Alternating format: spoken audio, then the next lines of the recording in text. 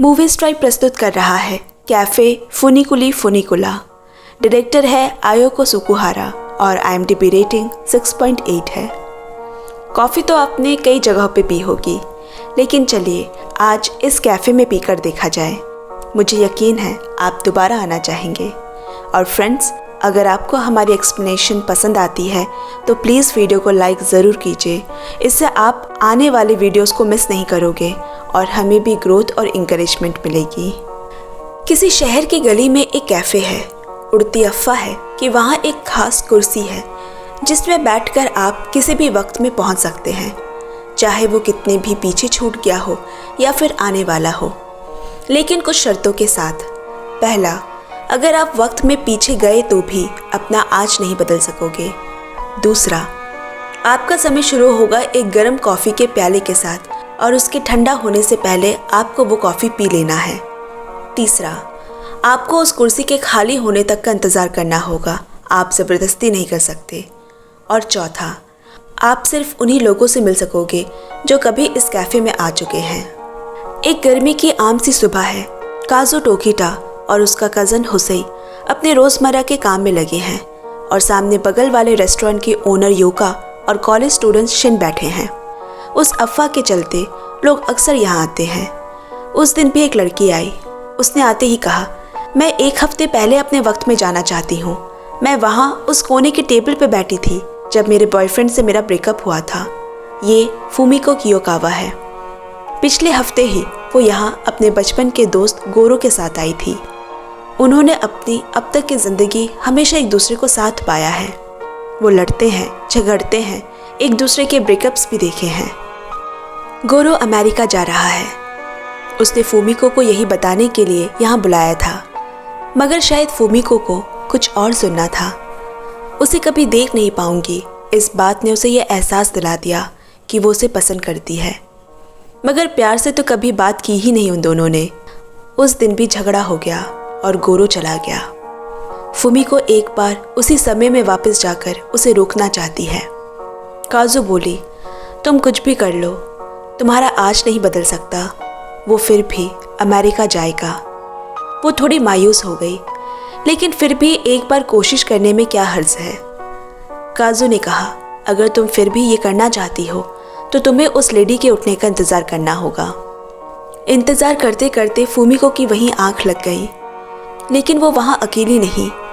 कायो को भी अपनी बारी का इंतज़ार है, जो कुछ डायरी में लिखती रहती है, और वो कॉलेज स्टूडेंट शिन भी तो है। कई घंटे बीत गए। वो लेडी अभी भी वहीं बैठे किताब पढ़ रही है। देर रात हो गई, इसलिए कायो का हस्बैंड योशिनोरी उसे लेने आया। रात के 8 बजे और वो लेडी उठी। जगह खाली होते ही काजू ने फुमिको को उठाया। ध्यान से सुनो, अब मैं तुम्हें 1 कप गरम कॉफ़ी बनाकर देने वाली हूँ। याद रहे, कॉफ़ी ठंडी होने से पहले इसे पी लेना। बस इतना ही वक्त है तुम्हारे पास, नहीं तो तुम 2 समय के बीच फंसकर रह जाओगी, एक आत्मा की तरह। जैसे वो लेडी जो यहाँ बैठी थी, वो भी अपने मरे हुए पति से मिलने अतीत में गई, लेकिन शायद इतने दिनों बाद उसे देखकर वक्त का ध्यान नहीं रहा और तब से वो वहीं फंसकर रह गई है। ये सुनने के बाद भी फुमिको हिम्मत करके बैठी। काजू कॉफ़ी बना रही है। गरम भाप ठंडे सीलिंग से जा टकराई और पानी की बूंदों में बदलकर नीचे रखी कॉफ़ी पे आ टपकी। अचानक कैफ़े की सारी घड़ियाँ रुक गई, क्योंकि दूसरी दुनिया का वक्त शुरू हो गया है। फुमिको महसूस कर रही है जैसे कि वो गहरे पानी में तैर रही हो, और अचानक उसे गोरो की आवाज़ सुनाई दी। आँख खोलने पे वो उसके सामने बैठी है। उस वक्त भी वो लड़ ही रहे थे। फुमिको एकदम से चुप हो गई और बोली, याद है तुमने एक बार कहा था कि जब हम दोनों का ही ब्रेकअप होगा तब हम एक दूसरे से शादी कर लेंगे। गोरो ने कहा, लेकिन तुमने तो मुझे कभी दोस्त से ज़्यादा समझा ही नहीं। फुमिको बोली, तो क्या वो तुमने मेरा दिल बहलाने के लिए कहा था? और फिर से दोनों में बहस हो गई। ठंडी होती कॉफ़ी को फुमिको एक झटके में पी गई। गोरो ने उसे जाते हुए कहा, मेरी ज़िंदगी में अभी कोई भी नहीं। इतने में फुमिको का वक्त ख़त्म हो गया और वो वापस अपने समय में आ गई।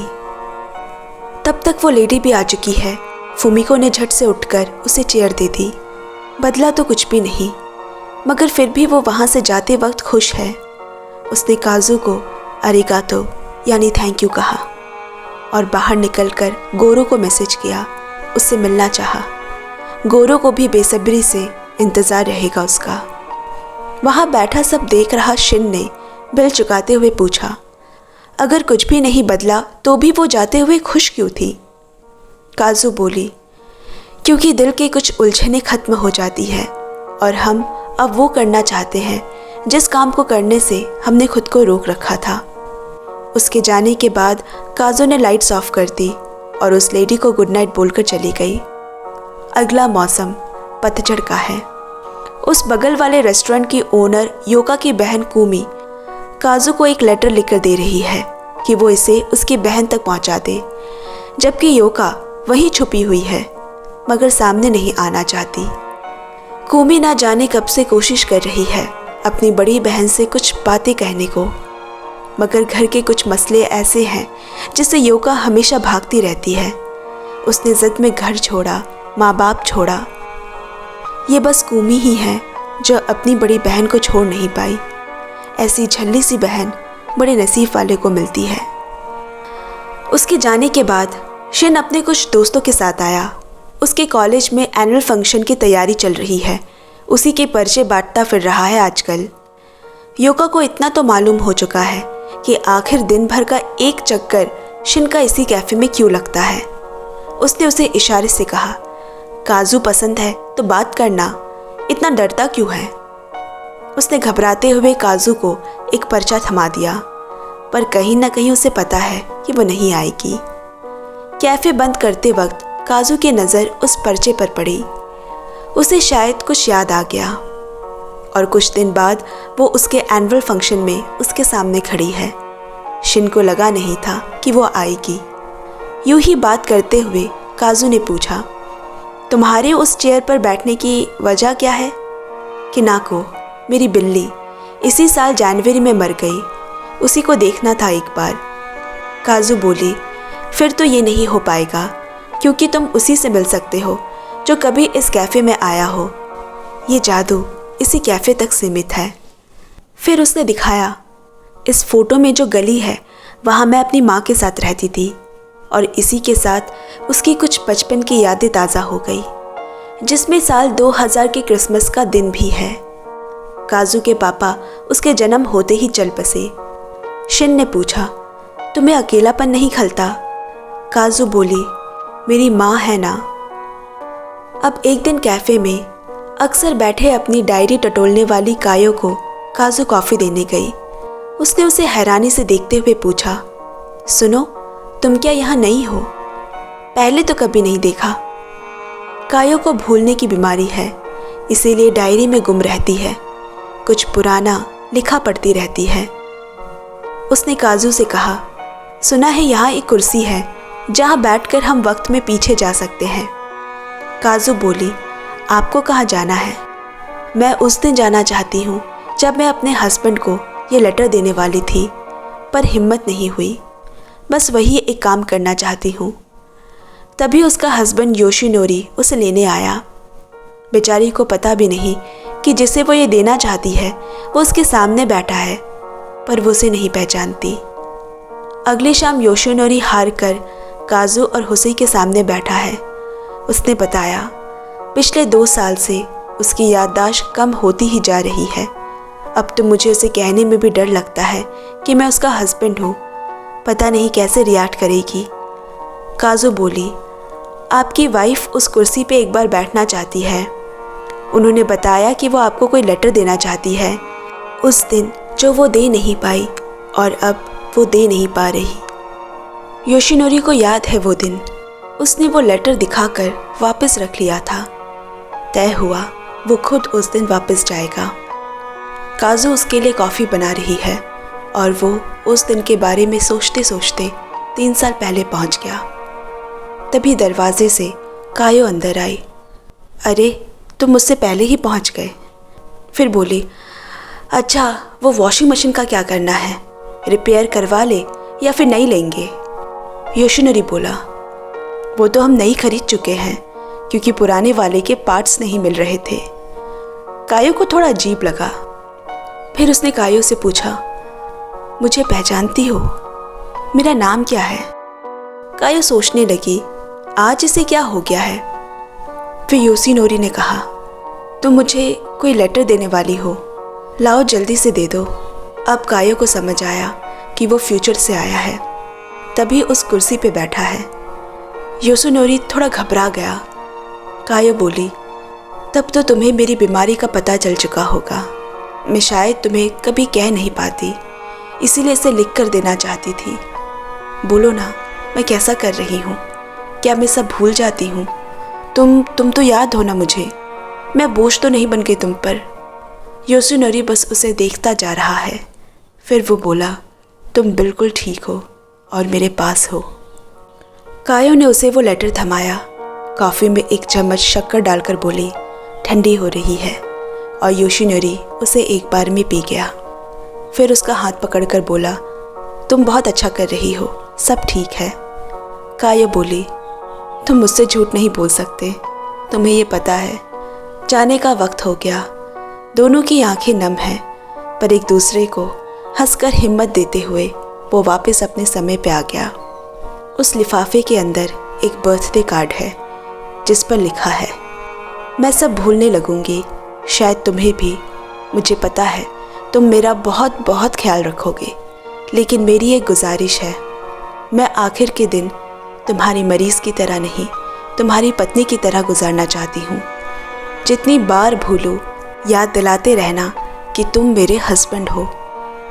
योशिनोरी का जो डर था वो मिट चुका है। अब वो उसे उसके वही पहले के हस्बैंड वाले मिजाज में प्यार वाले हक से बात करता है।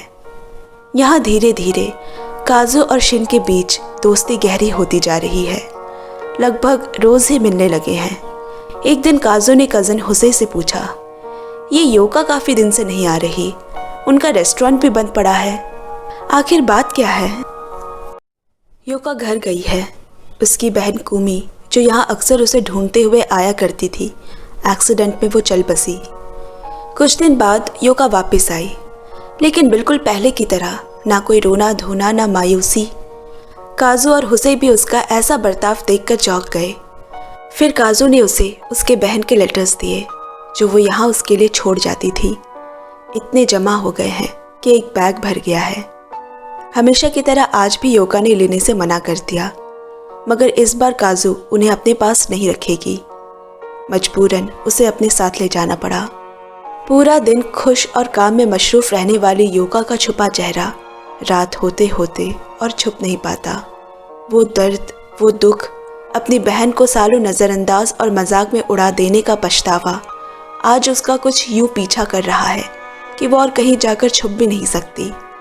वो सारे लेटर्स वहीं पड़े हैं, लेकिन पहले उसने ज़रूरत नहीं समझी पढ़ने की, और अब हिम्मत नहीं है। अगले दिन कैफ़े पहुंचते ही उसने काजू से कहा, मुझे उस दिन वापस जाना है जिस दिन कुमी यहाँ आई थी।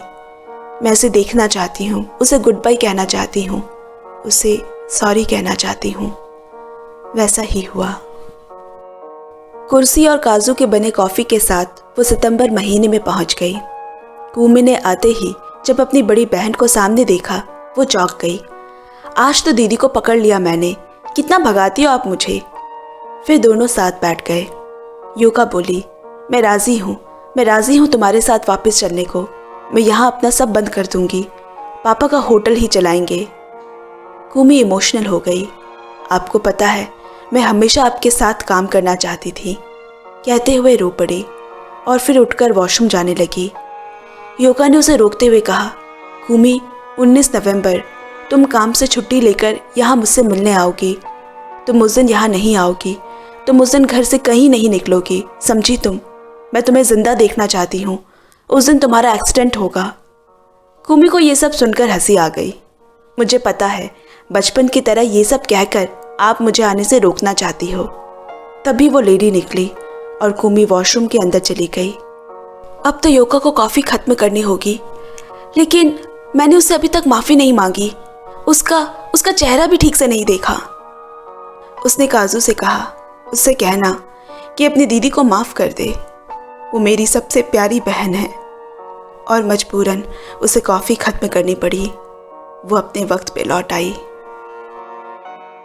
उसने तुरंत घर फ़ोन लगाया जानने के लिए कि क्या कुछ बदला, लेकिन कल उसकी बहन की तेरफी है। उसने तय किया कि वो यहाँ का कारोबार बंद कर अपने घर वापस चली जाएगी और उनका फैमिली होटल संभालेगी, जैसा कूमी चाहती थी। काजू और हुसैन को शुक्रिया और अलविदा कह वो चली गई।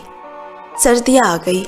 एक दिन कैफ़े में शिन हुसैन से पूछ रहा है, काजू कब से उस चेयर पे बैठने वालों के लिए कॉफ़ी बना रही है? जब से वो 6 साल की थी। ये जादू उसके परिवार में पिछले 5 पीढ़ियों से चली आ रही है। काजू से पहले उसकी माँ यानी मेरी आंटी कॉफ़ी बनाया करती थी, जो पिछले 20 सालों से उसी कुर्सी पे बैठी है। शिन को झटका लगा। वो लेडी काजू की माँ है, जो अब एक आत्मा है। बाद में काजू ने उसे बताया, जब 6 साल की थी, माँ के कहने पर मैंने उन्हें कॉफ़ी बना कर दी। वो मेरे पापा से मिलने उनके समय में गई, लेकिन वहाँ से कभी लौट नहीं सकी। अब ना वो इस समय की है, ना ही उस समय की, और रह गई तो मैं अकेली। जल्द ही शिन ने अपने प्यार का इजहार काजू से किया। उसे अपनी फैमिली से मिलवाने घर भी ले गया। अब कॉलेज ख़त्म होकर वो नौकरी में लग गया है। एक दिन काजू को पता चला कि वो माँ बनने वाली है। शिन ये सुनकर थोड़ा हैरान तो हुआ, लेकिन वो फिर भी खुश है और उसे अपने साथ ले जाना चाहता है। मगर काजू नहीं जा सकती। उसके कज़न हुसैन ने कहा, तुम पूरी ज़िंदगी यहाँ इस कैफ़े में थोड़ी गुजार सकती हो। बाहर जाओ, दुनिया घूमो, अपने हिस्से की खुशियाँ जियो। लेकिन मेरी माँ तो उसी कुर्सी में अब भी बैठी है। उनका क्या होगा? शायद मुझे कभी मेरे सवालों के जवाब नहीं मिल पाएंगे। वो क्यों मुझे अकेला छोड़कर चली गई? क्या उन्हें मेरा ख्याल नहीं आया होगा? क्या मैं एक अच्छी बेटी नहीं थी? दरअसल हुसैन और काजू ने इस सवाल का जवाब ढूंढने के लिए सारी कोशिशें कर डाली, पर कोई फ़ायदा नहीं। काजू खुद के लिए कॉफ़ी नहीं बना सकती और टोकिटा फैमिली में उसके अलावा कोई है नहीं। देर रात शिन इस बारे में सोचता रहा और उसे एक आइडिया आया। वो हुसैन के पास जाकर बोला, ये स्पेशल कॉफ़ी सिर्फ टोकिटा फैमिली की औरतें ही बना सकती है ना? अगर हमारी शादी हो जाए और हमारी भी बेटी हो तो? फिर वो काजू के पास गया ये कहने कि कल 13 अप्रैल 2019 है। तुम्हें इस तारीख को याद रखना है और सुबह कैफ़े खुलने से पहले आना है। याद रहे, 13 अप्रैल 2019 सुबह 8 बजे। काजू अगले दिन समय से पहले पहुंच गई। हुसैन भी वहाँ है और 8 बजते ही उस कुर्सी पर स्कूल ड्रेस पहनी एक 7 साल की बच्ची बैठी है। वो उन दोनों को जानती है। उसने कहा, आप दोनों कितने यंग लग रहे हो। हुसैन ने कॉफ़ी बनाने की पूरी तैयारी पहले से कर रखी है। चलो चलो, टाइम नहीं है, कहकर उसने खींचकर काजू को उस कुर्सी पर बिठा दिया। काजू कुछ समझ नहीं पा रही, कौन है ये और इसे कॉफ़ी बनाना कैसे आता है। कॉफ़ी बनाते हुए वो बोली, कहाँ जाना चाहती हो आप? अगस्त 2000, जब मेरी माँ चली गई थी। वो बच्ची बोली, नहीं, वहाँ नहीं, आपको सोचना है 4 महीने बाद का दिन, मतलब क्रिसमस ईव 24 दिसंबर 2000, जब वो आपसे मिलने आई थी। लेकिन वो तो काजू का सपना था, क्योंकि उसकी माँ तो उससे 4 महीने पहले अगस्त 2000 में उस कुर्सी पर बैठी थी उसके पापा से मिलने, फिर कभी वापस नहीं उठी। उनके शरीर का लोगों ने अंतिम संस्कार कर दिया था। उसके बाद से वो आत्मा बनकर वहीं बैठी रहती है। कॉफ़ी का असर दिखने लगा। जाते हुए बच्ची ने काजू के फ्यूचर हस्बैंड की तरफ से एक लेटर पढ़ा। आज के बाद से और हमेशा मैं तुम्हारे साथ रहना चाहता हूँ। समय पे वापस आ जाना, मुझे तुम्हारा इंतज़ार रहेगा। तुम्हारा शिन। काजू पहुँची 24 दिसंबर 2000। क्रिसमस ट्री के सामने 6 साल की काजू अपनी माँ से लिपटकर रो रही है। उन्हें जाने नहीं देना चाहती और यहाँ उनकी कॉफ़ी ठंडी होती जा रही है। दरअसल उसकी माँ उस दिन उसके डैड से नहीं बल्कि उससे मिलने आई थी। काजू की माँ को अगस्त में ही पता चल गया था कि उसकी बीमारी की वजह से उसके पास सिर्फ 3 महीने हैं। उस दिन 31 अगस्त 2000 था। उसने काजू से कॉफ़ी बनाने को कहा। ताकि वो 4 महीने बाद यानी 24 दिसंबर 2000 के फ्यूचर में जा सके और देख सके कि उसके जाने के बाद उसकी बेटी किस हाल में है। मगर अपनी माँ को इतने दिनों बाद देख उसने माँ को पकड़ लिया, जाने नहीं दिया। समय खत्म हो गया और उसकी माँ लौट नहीं पाई। अभी के काजू ने जल्दी से माँ को उनकी कॉफ़ी पिलाई और बचपन की तरह ही लिपट कर रोने लगी। मेरे साथ वापस चलो, ये सब मेरी गलती है। माँ ने कहा, ऐसा नहीं हो सकता। मैं कहाँ छोड़कर गई हूँ तुम्हें? मैं तो हमेशा से यही थी। 20 साल से तुम्हें देख रही हूँ। मुझे बताओ तुम कैसी हो? क्या कोई तुम्हारी ज़िंदगी में तुम्हारा ख्याल रखने वाला है? काजू ने हाँ में सर हिलाया। अब माँ को तसल्ली है कि उसकी बेटी ठीक है। समय कम होता जा रहा है। उसने ज़बरदस्ती काजू को उसकी कॉफ़ी पिलाई। तुम्हें वापस जाना होगा, तुम्हारा वहाँ कोई इंतज़ार कर रहा है। मेरी जैसी गलती मत करो। काजू बहुत रो रही है, उसे अभी अभी तो माँ मिली है। मेरी काजू, मैं हमेशा यही हूँ तुम्हारे साथ। और धीरे धीरे उनकी आवाज़ दूर जाने लगी। काजू वापस अपने समय में आ गई और तब से वो कुर्सी खाली रहती है। कुछ महीने बाद काजू और शिन की बेटी हुई, जिसका नाम रखा गया मिकी। टोकीटो फैमिली के अलावा और कोई ये काम नहीं कर सकता। मिकी जब 7 साल की हुई, उसे पास्ट में 13 अप्रैल 2019 सुबह 8 बजे कैफ़े में काजू के पास भेजा गया। और यहाँ काजू भी कैफ़े पहुँची जैसा उसे शिन ने कहा था। उसकी बेटी मिकी ने बीच की वो कड़ी जोड़ दी। उसकी बनाई कॉफ़ी से वो जादू फिर चला और काजू अपनी माँ से मिली। दोस्तों, आज की एक्सप्लेनेशन आपको कैसी लगी कमेंट में ज़रूर शेयर करें और चैनल को भी पक्का सब्सक्राइब कर ले। आपसे जल्द मिलते हैं अगले वीडियो में। Bye bye, love you and take care friends.